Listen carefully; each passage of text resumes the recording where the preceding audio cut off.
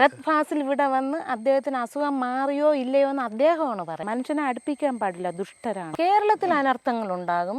അതുപോലെ തന്നെ കടൽ ക്രമേണ കൊണ്ട് തിളച്ച് മറിയുന്ന ഒരു പ്രതിഭാസം നമുക്ക് കാണാം. അവസാനം മണ്ണില്ലാത്തൊരവസ്ഥയിലെത്തുമെന്നാണ് നമ്മുടെ തോന്നൽ. വീടുകളൊന്നും തരിശു ഭൂമിയായിട്ട് കിടക്കും. തരിശു ഭൂമിയും ആകില്ല, ചിലപ്പോൾ ഈ ഭൂമിയെല്ലാം കടലായിട്ട് മാറാനൊരു 2-3 മാസങ്ങൾക്ക് മുമ്പ് നമുക്ക് ഇവിടെ പ്രവേശിക്കാൻ പറ്റില്ല. ഗന്ധം, പാമ്പിന്റെ ഗന്ധം.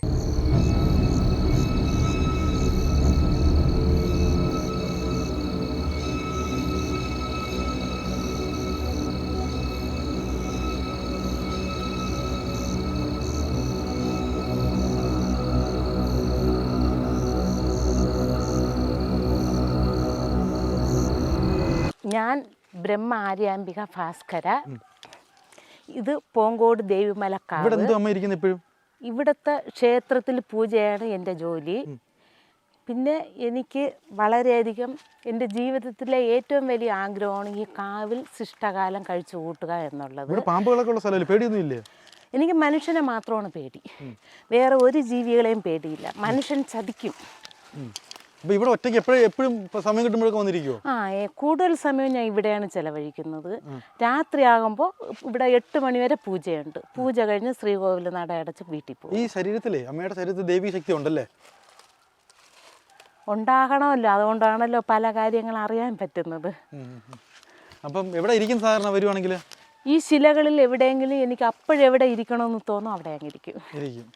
എന്നിട്ട് അത് ആ ദേവീശക്തി പോകുമ്പോൾ എഴുന്നേറ്റ് പോകുമല്ലേ? അല്ല, ഞാൻ ഏകദേശം എനിക്ക് ഇവിടെ തന്നെയാണ് ഇഷ്ടം. അങ്ങനെ പോകാൻ ഞാൻ രാവിലെ വന്നാൽ ഏകദേശം സമയം ഇവിടെ ചെലവഴിക്കും. എപ്പോഴും ശക്തി ശരീരത്തിലുണ്ടോ? എന്നോട് പലരും ചോദിക്കാറുണ്ട് ദേവിയുടെ അനുഗ്രഹം വരുന്നതാണോ എന്ന്. പക്ഷേ എൻ്റെ ശരീരത്തിൽ എപ്പോഴും ഉണ്ട് എന്നുള്ളതാണ് എൻ്റെ അനുഭവം. അപ്പോൾ ഇവിടെ ഇരുന്നിട്ട് കാര്യങ്ങളെല്ലാം അറിയാൻ പറ്റും, എല്ലാ കാര്യം അല്ലേ? നമ്മുടെ മുന്നിൽ വരുന്ന ഭക്തരുടെ കാര്യങ്ങൾ അങ്ങോട്ട് പ്രവചിക്കും. ഇങ്ങോട്ടൊന്നും പറയണ്ട, അങ്ങോട്ട് പ്രവചിക്കും. പക്ഷെ അതിന് ചില സമയങ്ങളുണ്ട്. കൃത്യമായിട്ട് നാളെ പേര് അങ്ങനെയൊന്നും വേണ്ട, ഒരാളെ കണ്ട് അറിയാൻ പറ്റും. പേര് ചിലപ്പോൾ ചോദിക്കാറുണ്ട്, ചിലരുടെ നക്ഷത്രവും ചോദിക്കാറുണ്ട്. അവരുടെ കാര്യങ്ങൾ അങ്ങോട്ടാണ് പറഞ്ഞു കൊടുക്കുന്നത്, ഇങ്ങോട്ട് പറയേണ്ട ആവശ്യമില്ല. അപ്പോൾ എല്ലാം നമ്മൾ കൃത്യമായിട്ട് അറിയുന്നുണ്ട്. ഈ അപകടങ്ങളും അങ്ങനെ ഭൂമിയിൽ നടക്കുന്ന കാര്യങ്ങളൊക്കെ അറിയാൻ പറ്റുന്നുണ്ടോ? കൃത്യം അറിയാൻ പറ്റുന്നുണ്ട്? ചുമ്മാ പറയാം. അത് എൻ്റെ കഴിവല്ല, ഞാനൊന്നുമല്ല, ദൈവം എനിക്ക് നൽകുന്ന സൂചനകളിലൂടെ നമ്മൾ അറിയുന്നുണ്ട്. അപ്പോൾ ഇപ്പം ഞാൻ ഉദാഹരണം ചോദിക്കും, ഇപ്പം ഈ വയനാട് നടന്ന സംഭവം, അങ്ങനെ ഭൂമിയിലുള്ള അനർത്ഥങ്ങൾ ഞാൻ അറിഞ്ഞില്ല. അതെന്ത് പറ്റിയെന്ന്? പക്ഷേ കേരളത്തിന് ദോഷമാണ്, ഇനിയും വരും കാലങ്ങളിലും ദോഷമാണ്. അതെല്ലേ?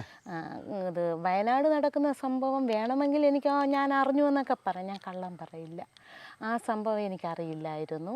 പക്ഷേ എനിക്ക് വേറെ ഒരുപാട് കാര്യങ്ങൾ നമ്മൾ പറഞ്ഞിട്ടുണ്ട്, അത് നടന്നിട്ടുണ്ട്. അത് എൻ്റെ കഴിവല്ല, ഇവിടുത്തെ ദേവിയുടെ ശക്തി. ഒരു സംഭവം നടന്ന സംഭവം ഒന്ന് പറ. പ്രപഞ്ചത്തിലുള്ള ചില കാര്യങ്ങൾ നമുക്കറിയാം.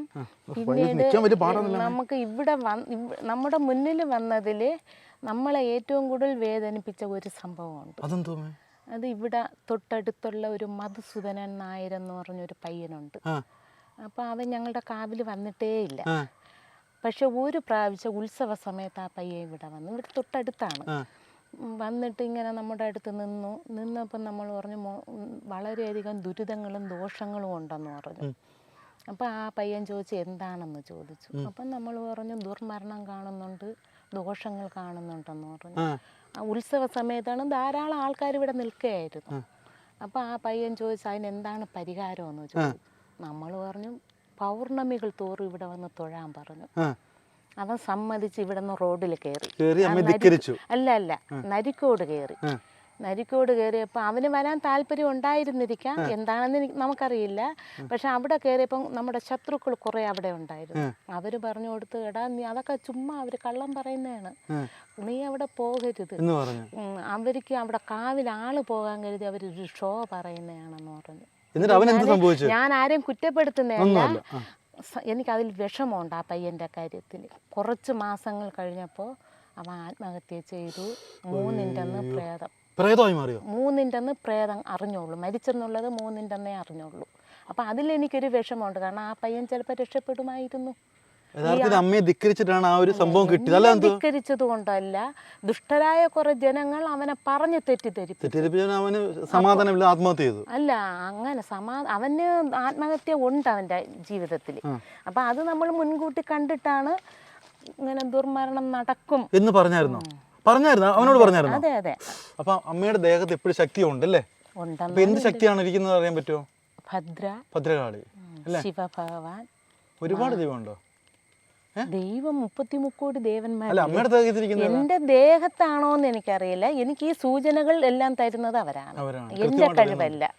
ഇവിടെ പാമ്പ് വല്ലതും വരുമോ? ഇവിടെ പാമ്പ് ശരിക്കും പറഞ്ഞാൽ രാത്രിയിലേക്ക് അല്ലെ ഇപ്പോഴും കാണത്തില്ല, ഇവിടെ മുട്ടയിട്ടിരിക്കുമല്ലേ? പ്രധാനപ്പെട്ട നമ്മുടെ കാവിൽ വിശേഷിച്ച ഉത്സവങ്ങൾ, പ്രധാനപ്പെട്ട ആവശ്യങ്ങൾക്കെല്ലാം പ്രത്യക്ഷത്തിൽ നാഗര് വന്നിട്ട് അത് ആരെയും ഉപദ്രവിക്കില്ല. അല്പ കഴിയുമ്പോൾ അതങ്ങ് മാറും. ഇതെല്ലാം കാണാൻ പറ്റുന്ന ഒരാള് അല്ല, നിൽക്കുന്ന ആൾക്കാർക്ക് നാഗര് വരുമ്പോ എനിക്കൊന്ന് കാണാൻ പറ്റും. ഇന്നിപ്പോ അവരെ അനുവാദം വേണ്ടേ? നാഗർക്ക് അനുവാദം വേണ്ടേ? നിങ്ങളെ കാണിക്കണോ വേണ്ടയോ? അപ്പൊ അങ്ങനെ വിശ്വാസമുള്ളവർ കാണാൻ പറ്റും അല്ലേ? ശരിക്കും പറഞ്ഞ ഈ സ്ഥലത്തൊക്കെ വന്നിരിക്കും പേടിയൊന്നുമില്ല അല്ലേ? എങ്ങനെ ഇരിക്കും അല്ലേ? ഭയമില്ല. അപ്പൊ ഒരു ദിവസം ഫുള്ളിരുന്നാലും പേടിയൊന്നുമില്ല. എനിക്ക് ഇവിടെ നിന്ന് മാറി പോകാൻ താല്പര്യമില്ല. ഇവിടെ ഒരു റൂമൊക്കെ വെച്ച് കെട്ടി ഇവിടുത്തെ പൂജകളിൽ മാത്രം മുഴുകി ജീവിക്കണം എന്നുള്ളതാണ് എൻ്റെ ആഗ്രഹമാണ്. സാധാരണ വലിയ വലിയ ആൾക്കാരോട് ആശ്രമമോ അങ്ങനെ ഒന്നും വേണ്ട. ആശ്രമം കെട്ടണമെന്ന് എനിക്ക് വളരെയധികം മുൻപ് ഞാൻ ഇവിടെ തുടങ്ങിയിട്ട് 25 വർഷമായി.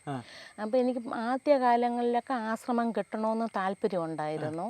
അപ്പോൾ എന്നെ തേടി വരുന്ന ചിലർ പറഞ്ഞിട്ടുണ്ട്, മാതാജി വിചാരിക്കുന്നത് പോലെ അല്ല ആശ്രമങ്ങൾ, മാതാജിയുടെ ജീവിതമല്ല, അവിടെ പലതും നടക്കുന്നുണ്ടെന്ന് പറഞ്ഞു. അപ്പം ഞാൻ വിചാരിച്ചു വെറുതെ എന്ന് വിചാരിച്ചു. പിന്നീട് ഞാൻ ആശ്രമങ്ങളുമായി ബന്ധപ്പെട്ടപ്പോൾ ശരിയാണ്, കേരളത്തിൽ അനർത്ഥങ്ങളുണ്ട്. കേരളത്തിൽ ഇപ്പോൾ ഏറ്റവും പേടിച്ചിരിക്കുന്ന മുല്ലപ്പെരിയാറാ. കേരളം അവസാനം മണ്ണില്ലാത്തൊരവസ്ഥയിലെത്തുമെന്നാണ് നമ്മുടെ തോന്നൽ. എന്ന് പറഞ്ഞാൽ വീടുകളൊന്നുമില്ല, തരിശു ഭൂമിയായിട്ട് കിടക്കും. തരിശു ഭൂമിയും ആകില്ല, ചിലപ്പോൾ ഈ ഭൂമിയെല്ലാം കടലായിട്ട് മാറാനൊരു കേരളം. അത് ഭയങ്കര ഒരു പ്രവചനമുണ്ടല്ലോ അമ്മ നടത്തിയേക്കുന്നത്. കേരളം മുഴുവൻ കടലെടുത്തുകൊണ്ട് പോകുന്ന പറയുന്നത് അല്ലേ? അങ്ങനെയാണ് തോന്നുന്നത് ഇപ്പോൾ.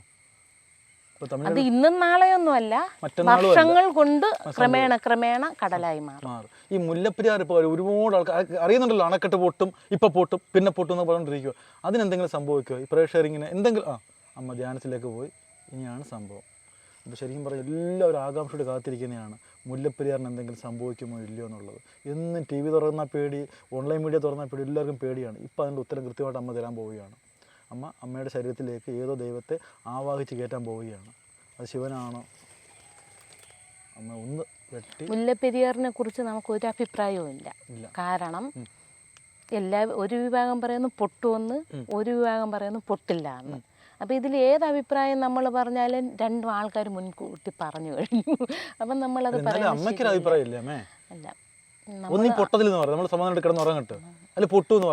എന്തെങ്കിലും കള്ളം പറഞ്ഞിട്ട് കാര്യമില്ല. അതിന് നമുക്ക് കാണുന്നില്ല.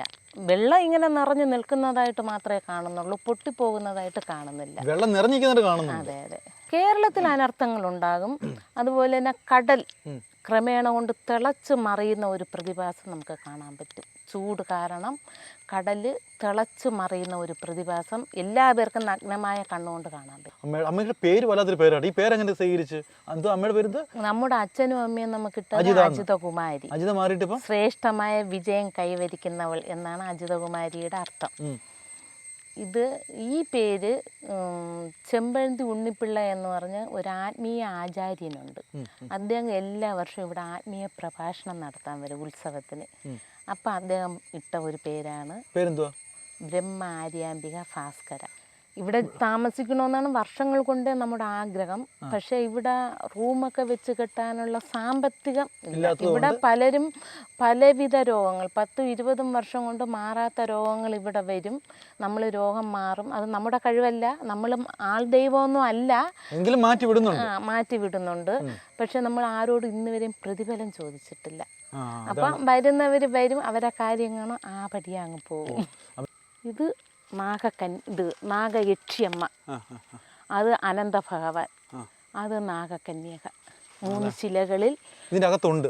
പ്രപഞ്ചം ഏത് നിമിഷം ഉണ്ടായോ ആ നിമിഷം ഉണ്ടായ പ്രപഞ്ച ശക്തിയാണ് ഈ പള്ളി കൊണ്ടിരിക്കുകയാണ്. ഇവിടെയൊക്കെ കൈതക്കാട് അങ്ങനെയുള്ള ഒരു 2-3 മാസങ്ങൾക്ക് മുമ്പ് നമുക്ക് ഇവിടെ പ്രവേശിക്കാൻ പറ്റില്ല. ഗന്ധം, പാമ്പിന്റെ ഗന്ധോ? അത്രയും ഗന്ധമായിരുന്നോ? അവിടെ നിങ്ങൾ മുകളിലോട്ടേ കയറാൻ പറ്റും. ഏത് ക്യാൻസർ ആയാലും ഏത് അസുഖമായാലും അമ്മ വന്ന് കണ്ടാൽ മതി മാറും. നമുക്ക് സത്യം പറഞ്ഞാൽ, സത്യം പറയുന്നതിന് വിരോധമുണ്ടോ? ഒരു കുഴപ്പമില്ല. സത്യം പറഞ്ഞാൽ ഇപ്പം മനുഷ്യരെ പേടിയാണ്. കാരണം അവരവരുടെ കാര്യങ്ങൾ കാണാൻ വേണ്ടി മാത്രം ദേവിയെയോ ദൈവത്തെയോ ഭജിക്കുന്നവരാണ്. ഒരിക്കലും നമ്മുടെ കാര്യം കാണാൻ വേണ്ടിയിട്ടല്ല ക്ഷേത്രത്തിൽ പോകേണ്ടത്. പ്രപഞ്ചത്തിലുള്ള സർവ്വചരാചരങ്ങളുടെയും നന്മയ്ക്ക് വേണ്ടിയിട്ടാണ് പോകേണ്ടത്. പക്ഷേ ഇവിടെ ജനങ്ങളെന്ന് പറയുമ്പോൾ വരുന്നു, അവരെ കാര്യം കാണുന്നു, പിന്നെ വേണമെങ്കിൽ കുറേ ദുഷ്പ്രചരണവും കൂടി ചെയ്യും. ഞാൻ പൂർണ്ണമായിട്ട് ഉറപ്പ് തരുന്നു, ഏത് രോഗം ഉണ്ടെങ്കിൽ നമുക്കിപ്പോൾ സത്യം പറഞ്ഞാൽ മനുഷ്യനെ മാറ്റി നിർത്താനാണ് താല്പര്യം. മനുഷ്യനെ അടുപ്പിക്കാൻ പാടില്ല, ദുഷ്ടരാണ്. ഏത് രോഗമാണെങ്കിലും മാറ്റാൻ താല്പര്യമുണ്ട്. പക്ഷെ നമ്മുടെ ആഗ്രഹത്തിൽ ഒരാളുണ്ട്, അദ്ദേഹം അറിഞ്ഞിട്ടൊന്നുമില്ല, നമ്മൾ ഈ പറയുന്ന നമ്മളെ കണ്ടിട്ടുമില്ല. ഫഹദ് ഫാസിലിന് എന്തോ രോഗം ഉണ്ടെന്ന് യൂട്യൂബിൽ കൂടിയൊക്കെ നമ്മൾ കാണുന്നുണ്ട്. അത് സത്യമാണെങ്കിൽ അദ്ദേഹത്തിന് ഒന്ന് സുഖമാക്കി കൊടുക്കണമെന്നുണ്ട്. അല്ലാതെ മനുഷ്യരാരെയും വിശ്വാസമില്ല. അമ്മയ്ക്ക് ഒറ്റ ആഗ്രഹമുള്ളൂ, ഫഹദ് ഫാസിലിന്റെ അസുഖങ്ങൾ എത്രയും പെട്ടെന്ന് മാറണം. ഫഹദ് ഫാസിൽ എന്തോ എന്തോ നമുക്കറിയില്ല, യൂട്യൂബിൽ കൂടിയൊക്കെ കാണുന്നുണ്ടല്ലോ.